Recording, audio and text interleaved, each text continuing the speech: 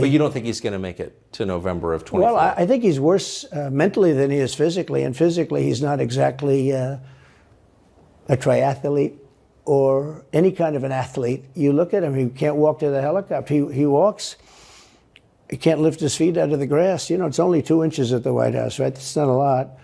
But you watch him, and it looks like he's walking on toothpicks. So, and then you see him on the beach where he can't lift a chair. You know, those chairs are meant to be light, right? They're like 2 ounces. Yeah. You lift them up. He can't lift the chair. He can't walk to the chair. And I don't know what they're doing with the beach. You know, this beach is seeming to play a big role, but they love pictures of him on the beach. I think he looks terrible on the beach. He looks terrible on the beach. Skinny legs. Well, he can't walk through the sand. You know, sand is not that easy to walk through, but when he walks through it, he can't walk through the sand. And there's somebody in there that thinks he looks fabulous at the beach. I think he looks horrible at the beach.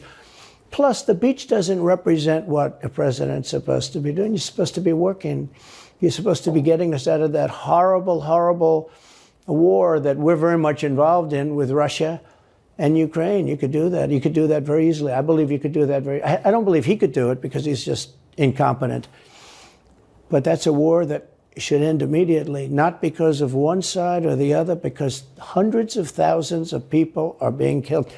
Can you imagine you're in an apartment house and rockets are going into that building and blowing it up and knocking it down? And why should anybody, human beings, these are human, whether they're Russian or Ukrainian or whatever they are, it's got to be stopped. And it can be stopped very easily. It would have never started. If I were president, it would have never started. So back to Biden, I'm interested. So you think he's failing? He obviously is failing. I think it's clear to everybody. But that would make Kamala Harris the candidate? Well, not really. I mean, I guess they'd have maybe a free-for-all. A lot of people say she has to remain for certain reasons the candidate. She has to. I don't think that's true, actually. I don't think that other people would stand for it.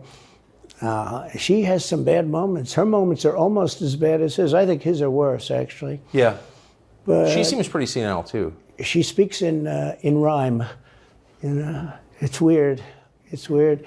But she has bad moments. And in rhyme?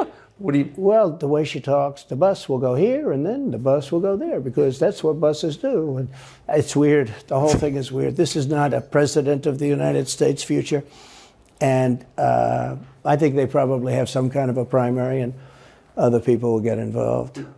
Newsom, right? Could be. I mean, you know, I always got along well with him, believe it or not. But could be him, could be somebody else. He's got a big load on his shoulders because you look at California, what's happened. But I don't know if the American people really, the people that vote for him, I don't even know if they care. You know, you look at so many of the things that are going on, and people don't seem to be, in the old days, if you had a bad record, it meant a lot. Today, if you have a bad record, it doesn't really mean anything. You know, he looks good, he's a nice looking guy, speaks well. But Biden, every time you watch him talking, it's like he's walking on eggs. You're waiting for him to collapse. And he almost always does. And I got to know the leaders of all of the countries, essentially, but the big ones.